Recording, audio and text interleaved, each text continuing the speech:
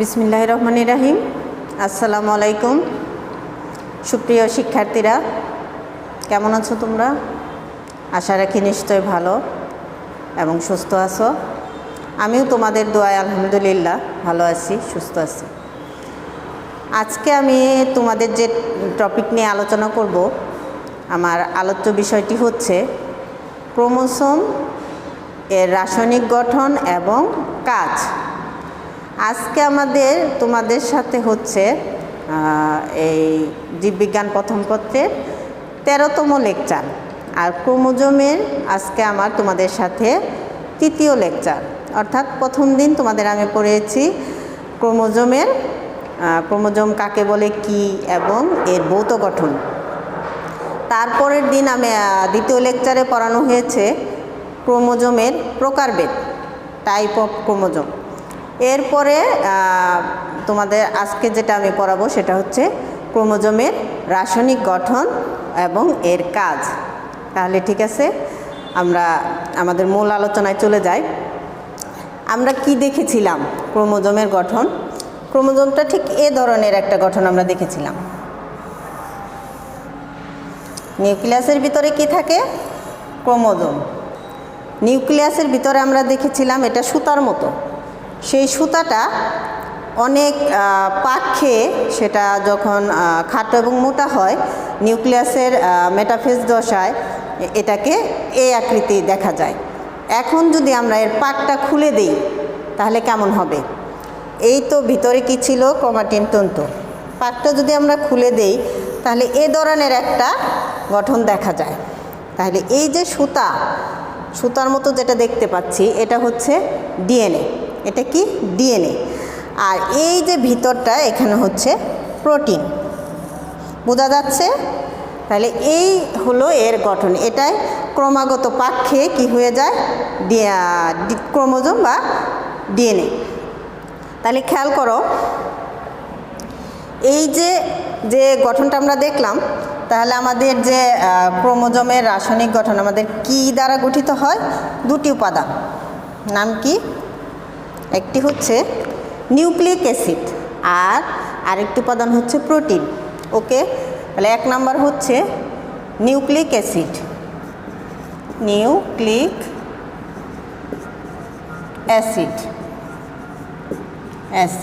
2 number হচ্ছে protein. তাহলে রাসায়নিকভাবে আমাদের ক্রোমোজোমের ভিতরে কি থাকে? নিউক্লিক অ্যাসিড এবং প্রোটিন। নিউক্লিক অ্যাসিড সম্পর্কে সবারই কম বেশি ধারণা আছে, কারণ নিউক্লিক অ্যাসিড কাকে বলে এটা মোটামুটি আগের থেকেই তোমরা পড়ে এসেছো। তাহলে নিউক্লিক অ্যাসিড হচ্ছে 2 ধরনের। কয় ধরনের? 2 ধরনের। কি কি? একটা হচ্ছে ডিএনএ, আরেকটি হচ্ছে আরএনএ। আমরা সকলে এই শব্দ দুটির সাথে অবশ্যই পরিচিত যে ডিএনএ কি, আরএনএ কি। তাহলে এই দুইটাই হচ্ছে কি? Nucleic acid. কি বললাম? Nucleic acid. তাহলে আমরা যে ক্রোমোজোমের রাসায়নিক গঠনের মধ্যে যে 2টি মূল উপাদান পাই, সেটি একটি হচ্ছে নিউক্লিক অ্যাসিড আর একটি হচ্ছে প্রোটিন। তাহলে নিউক্লিক অ্যাসিড আমাদের কয় ধরনের? 2 ধরনের। একটা কি? ডিএনএ, আরেকটা হচ্ছে আরএনএ। ওকে, তাহলে আমরা দেখি ডিএনএর ভিতরে কি আছে।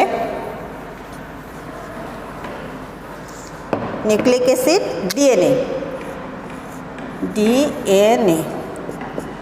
ডিএনএর ফুল মিনিং হচ্ছে ডিঅক্সিরাইবো নিউক্লিক অ্যাসিড। এটা তোমরা সকলেই জানো যে ডিএনএর ফুল মিনিংটা হচ্ছে ডিঅক্সিরাইবো নিউক্লিক অ্যাসিড। তাহলে ফুল মিনিংটা কি? ডিঅক্সিরাইবো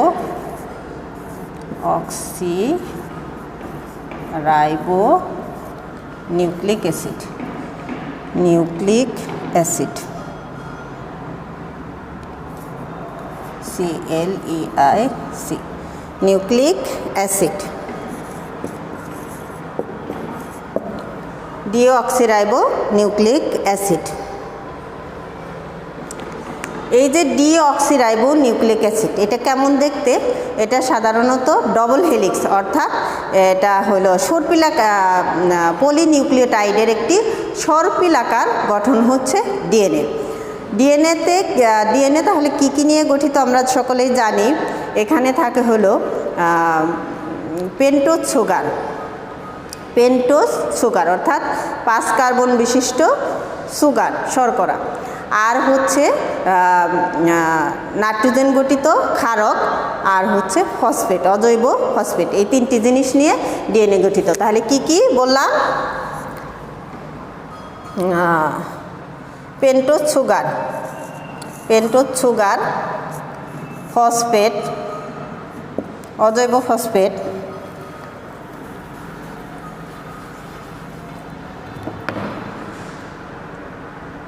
সুগার, ফসফেট, অজৈব ফসফেট, আর হচ্ছে তোমার নাইট্রোজেন বেস।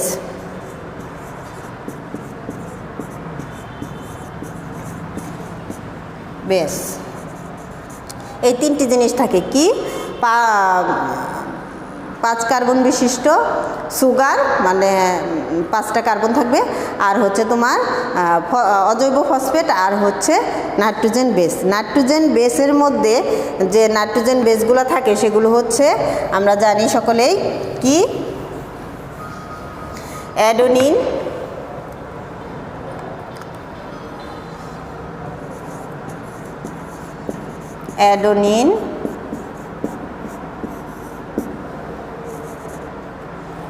গুয়ানিন,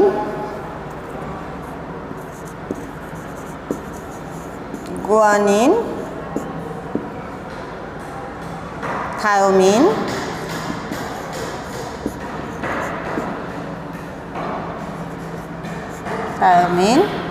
এবং সাইটোসিন।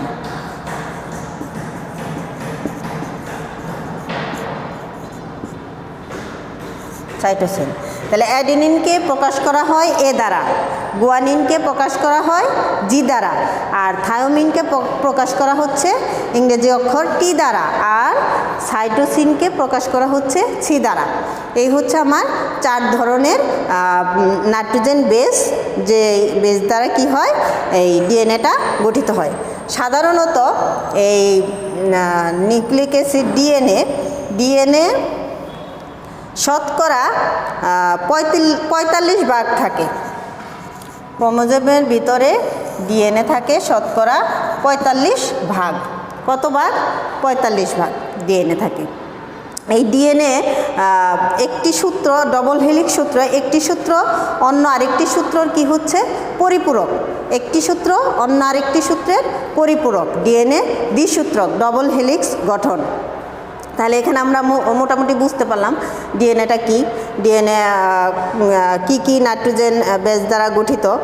সাধারণত এটা কি? ডিএনএ এবং ক্রোমোজোম, যে ক্রোমোজোমের ভিতরে ডিএনএ এবং প্রোটিন, হিস্টোন প্রোটিন এর অনুপাত হচ্ছে 1:1, অনুপাত 1:1 ডিএনএ এবং হিস্টোন প্রোটিনের। আর জীবের ভিতরে প্রায় 90 ভাগই হচ্ছে কি? ডিএনএ। জীবের ভিতরে 90 ভাগই হচ্ছে, 90% হচ্ছে ডিএনএ। তাহলে আমরা যে রাসায়নিকভাবে আমাদের ক্রোমোজোমের ভিতরে যে ডিএনএটা থাকে, সেই ডিএনএ কি, ডিএনএর ফুল মিনিং কি, ডিএনএ কত পার্সেন্ট থাকে, শতকরা প্রায় 45 ভাগ, এবং সেই ডিএনএ কি দ্বারা গঠিত আমি প্রথমেই বলেছি, এটি হলো পলিনিউক্লিওটাইডের একটি গঠন, যেখানে কি থাকবে? আমাদের সুগার, 5 কার্বন বিশিষ্ট সুগার থাকবে, আর থাকবে হলো কি? অজৈব ফসফেট, আর হচ্ছে নাইট্রোজেন বেস। যখন আমরা ডিএনএর গঠন করব এই সম্পর্কিত আরও বিস্তারিত আলোচনা আমাদের হবে, তখন এগুলো সম্পূর্ণরূপে তোমরা ভালোভাবে বুঝতে পারবে। এখন আমাদের যতটুকু দরকার এতটুকু জানলে আমাদের চলবে। ওকে, তাহলে আমরা ডিএনএ সম্পর্কে মোটামুটি জানা হলো। এখন আমাদের আরেকটি নিউক্লিক অ্যাসিড আছে, সেটি নাম কি? আরএনএ। আরএনএর ফুল মিনিং নিশ্চয়ই তোমরা সকলেই জানো, ribo nucleic acid.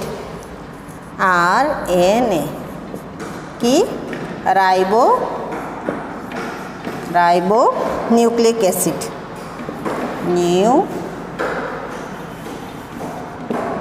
Nucleic acid, ribonucleic acid. এই আমরা কি পড়েছি? ডিএনএ দ্বিসূত্রক, আরএনএ একসূত্রক, অর্থাৎ আরএনএটা শিকলের ন্যায় গঠন। কিসের ন্যায়? শিকলের ন্যায়। তোমরা সকলেই দেখে থাকবে শিকলের ন্যায়, শিকলটা দেখে থাকবে যে এক সূত্রক, একটা সূত্রক এবং শিকলের ন্যায় গঠন। আর এর ভিতরে কি থাকে? এর ভিতরে পেন্টোজ সুগার থাকবে এবং অজৈব ফসফেট থাকবে, আর থাকবে কি? Nitrogen base. এখানে ডিএনএর ক্ষেত্রে নাইট্রোজেন বেস আমরা পড়লাম অ্যাডেনিন, গুয়ানিন, থায়োমিন, সাইটোসিন। এক্ষেত্রে থাকবে হলো অ্যাডেনিন, গুয়ানিন, সাইটোসিন, আর থাকবে হলো ইউরাসিল। ইউরাসিলকে ইউ দ্বারা প্রকাশ করা হয়। এখানে এই একটি নাইট্রোজেন বেস, এখানে পার্থক্য আমরা দেখলাম। ডিএনএতে থাকবে হলো থায়ামিন আর আরএনএতে থাকবে হলো ইউরাসিল। এটা কিন্তু অনেক কমন একটি অবজেক্টিভ, যে প্রায় আসে যে কোনটা ব্যতিক্রম, যে আরএনএতে কোন নাইট্রোজেন বেসটি আলাদাভাবে থাকে, সেটি হচ্ছে ইউরাসিল। এখানে আসলে বায়োলজির প্রত্যেকটা পয়েন্টে আমি তোমাদের বলেছি ইম্পর্টেন্ট, প্রত্যেকটি লাইনেই নৈবিত্তিক আসার সম্ভাবনা আছে। অতএব আমাদের খুব খেয়াল করে পড়তে হবে এবং বেশি করে স্টাডি করতে হবে, যাতে আমাদের মনে থাকে, যাতে আমরা ভুলে না যাই এবং পরীক্ষায় ঠিকঠাক মতো অ্যান্সার করতে পারি। তাহলে আমরা দেখতে পাইলাম যে রাইবোনিউক্লিক অ্যাসিডে 4 ধরনের যে নাইট্রোজেন বেস থাকে, কি? অ্যাডেনিন, গুয়ানিন, সাইটোসিন আর হচ্ছে ইউরাসিল। আর এই আরএনএ পরিমাণ হচ্ছে ক্রোমোজোমের ভিতরে খুবই অল্প পরিমাণে থাকে। এটা 0.2 হতে 1.4%, 1.4%। তাহলে খুবই অল্প পরিমাণে আরএনএ বিদ্যমান। আমরা জানি কি সাধারণত ডিএনএ হচ্ছে কি ক্রোমোজোমের স্থায়ী উপাদান, আর আরএনএ হচ্ছে অস্থায়ী উপাদান। এটা কিন্তু একটা কমন নৈবিত্তিক, কি? ডিএনএ ক্রোমোজোমের একটি স্থায়ী উপাদান, আর আরএনএ হচ্ছে অস্থায়ী উপাদান। অস্থায়ী উপাদান। এখানে তোমাদের মোটামুটি আরএনএ সম্পর্কে যতটুকু বলা হয়েছে এতটুকু মনে রাখতে পারলেই যথেষ্ট। এরপরে আমাদের কি আছে? প্রোটিন। তাহলে আরএনএ আমরা নিউক্লিক অ্যাসিড সম্পর্কে আমাদের ধারণা হয়ে গেল। ক্রোমোজোম কী দিয়ে তৈরি? নিউক্লিক অ্যাসিড এবং প্রোটিন। এখন আমরা প্রোটিন সম্পর্কে জানব।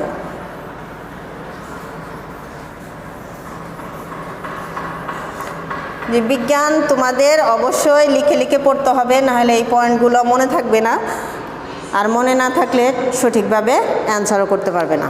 এরপরে আমরা কি পড়ব? প্রোটিন। প্রোটিন থাকে 2 ধরনের। কয় ধরনের? 2 ধরনের।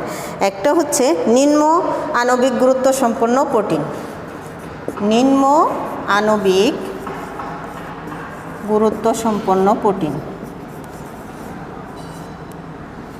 গুরুত্ব সম্পন্ন প্রোটিন, প্রোটিন। আরেকটি হচ্ছে 2 নম্বর হচ্ছে উচ্চ আণবিক গুরুত্ব সম্পন্ন প্রোটিন, উচ্চ আণবিক গুরুত্ব সম্পন্ন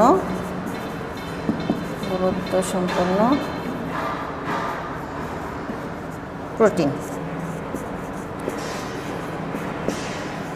তাহলে প্রোটিন সম্পর্কে আমরা জানব। প্রোটিন কি? প্রোটিন হচ্ছে ক্রোমোজোমের মূল কাঠামো গঠনকারী উপাদান। কি হচ্ছে? মূল কাঠামো গঠনকারী উপাদান। আমি তোমাদের প্রথমেই দেখেছি, এই যে প্যাচ, এই প্যাচের ভিতরটাই কি হচ্ছে? প্রোটিন। নিশ্চয় মনে আছে? তাহলে আমরা এই সম্পর্কিত একটি ভিডিও আমি তোমাদের সাথে শেয়ার করব, যেখানে তোমরা বুঝতে পারবা যে কিভাবে এই প্রোটিন আর ডিএনএ সূত্রকটা গঠিত হয়। ওকে, তাহলে আমরা প্রোটিন সম্পর্কে পড়ি। প্রোটিন আমাদের কি হচ্ছে? 2 ধরনের প্রোটিন আছে, যেটা হচ্ছে কি প্রোটিন হচ্ছে আমাদের ডিএনএর রাসায়নিক গাঠনিক উপাদান, মূল উপাদান, মূল কাঠামো গঠনকারী রাসায়নিক উপাদান হচ্ছে আমাদের কি? প্রোটিন। আর প্রোটিন দুই ধরনের, একটা হচ্ছে নিম্ন আণবিক গুরুত্ব সম্পন্ন প্রোটিন, আরেকটি হচ্ছে উচ্চ আণবিক গুরুত্ব সম্পন্ন প্রোটিন। নিম্ন আণবিক গুরুত্ব সম্পন্ন প্রোটিন আবার দুই ধরনের, কি কি? একটি হচ্ছে হিস্টোন প্রোটিন, আরেকটি হচ্ছে প্রোটামিন। হিস্টোন প্রোটিন সাধারণত এটা সবচেয়ে বেশি থাকে। হিস্টোন প্রোটিনটা তোমার থাকে হচ্ছে সব জীবের ভিতরে সবচেয়ে বেশি পাওয়া যায় হচ্ছে তোমার হিস্টোন প্রোটিন, তবে প্রোটামিন খুব কম থাকে। এটা একটি কমন্য ভিত্তিক শুক্রাণুর ভিতরে কি থাকে?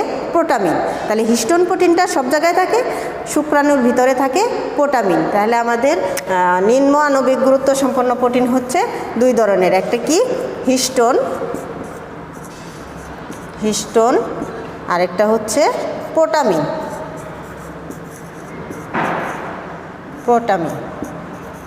হিস্টোনটা হচ্ছে সাধারণত বেশি বিদ্যমান, আর প্রোটামিনটা হচ্ছে আমি কি বললাম, শুক্রাণুর ভিতরে কি থাকে? প্রোটামিন। এটা কমন একটি নৈর্ভিত্তিক। আর ক্রোমোজোমে হিস্টোনের পরিমাণ ডিএনএর পরিমাণের ঠিক কাছাকাছি। হিস্টোন প্রোটিন, এই জন্য প্রথমে তোমাদের আমি একটা অনুপাত দেখানো হয়েছে, অর্থাৎ 45 ভাগ, আর এখানেও এটাও 45 ভাগ। এর জন্য 1:1 আমি অনুপাতটা তোমাদের প্রথমে বলেছি। তাহলে কি? হিস্টোন প্রোটিন হচ্ছে ডিএনএর পরিমাণ যতটুকু থাকবে হিস্টোন প্রোটিনটা ততটুকুই থাকবে, আর প্রোটামিন খুব অল্প থাকবে, সেটা আমি বলেছি। শুক্রাণুর ভিতরে এই প্রোটামিনটা থাকবে। এরপরে হচ্ছে উচ্চ আণবিক গুরুত্ব সম্পন্ন প্রোটিন। উচ্চ আণবিক গুরুত্ব সম্পন্ন প্রোটিন বললে আমাদের এনজাইমের কথা মনে করতে হবে। একটা কি? DNA polymerase enzyme, RNA polymerase enzyme. আমরা কি জানি? সকল এনজাইমই কি? প্রোটিন। তাহলে এই যে নিম্ন আণবিক গুরুত্ব সম্পন্ন প্রোটিন, উচ্চ আণবিক গুরুত্ব সম্পন্ন প্রোটিন হচ্ছে কি? DNA polymerase, RNA polymerase. এটা হচ্ছে ডিএনএ পলিমারেজ,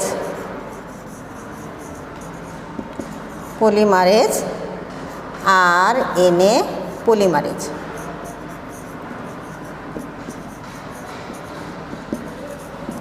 তাহলে এইগুলো তোমাদের খেয়াল রাখতে হবে। তাহলে আমরা মোটামুটি মূল গাঠনিক উপাদানগুলো পড়ে ফেললাম। কি কি?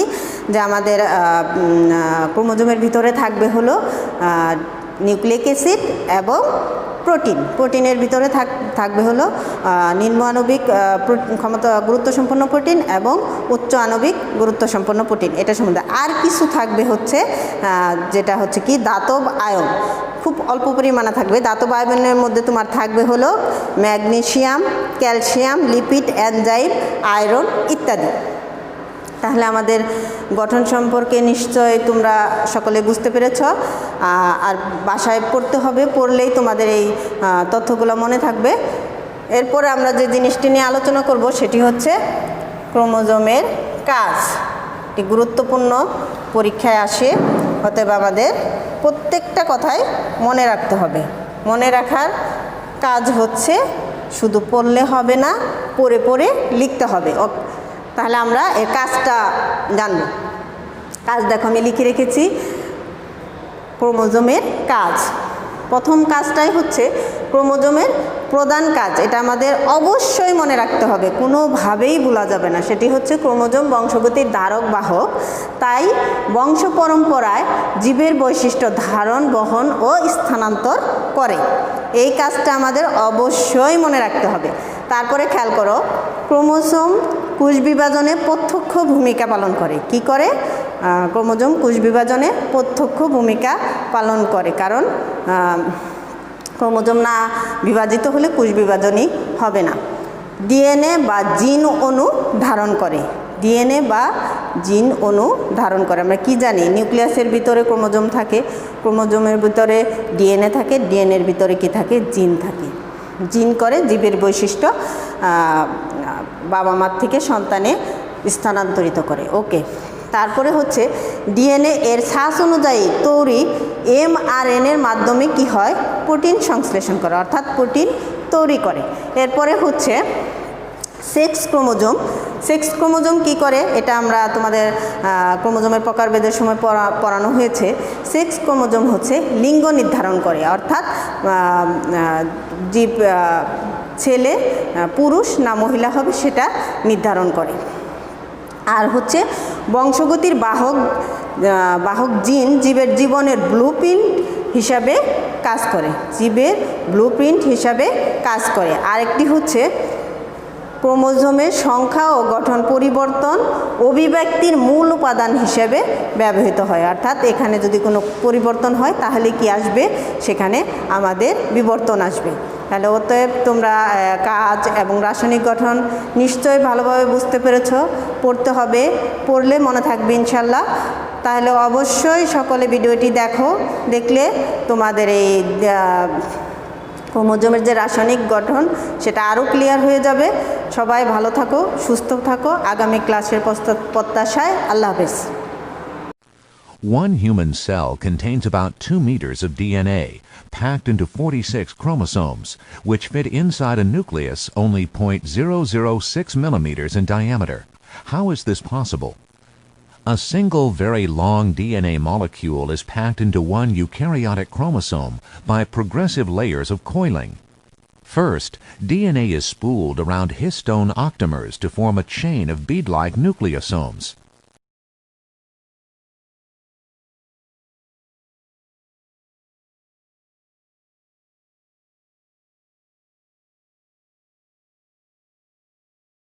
The nucleosome chain coils into a solenoid structure, which is stabilized by histone H1.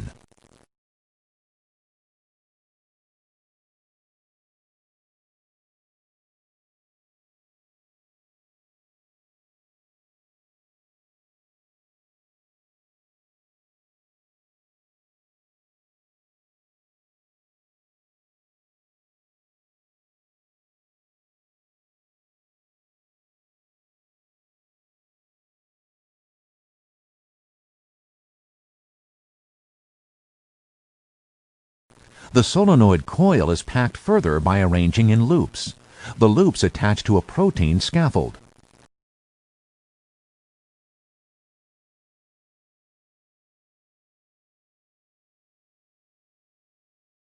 The scaffold itself coils into a spiral to form the final chromosome structure.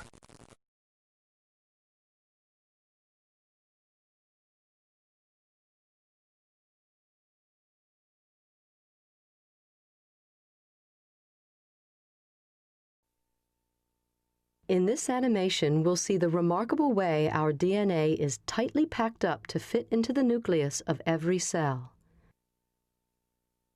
The process starts with assembly of a nucleosome, which is formed when 8 separate histone protein subunits attach to the DNA molecule. The combined tight loop of DNA and protein is the nucleosome. Multiple nucleosomes are coiled together, and these then stack on top of each other. The end result is a fiber of packed nucleosomes known as chromatin. This fiber, which at this point is condensed to a thickness of 30 nanometers, is then looped and further packaged using other proteins which are not shown here. This remarkable multiple folding allows 6 feet of DNA to fit into the nucleus of each cell in our body, an object so small that 10,000 nuclei could fit on the tip of a needle. The end result is that the DNA is tightly packed into the familiar structures we can see through a microscope, chromosomes.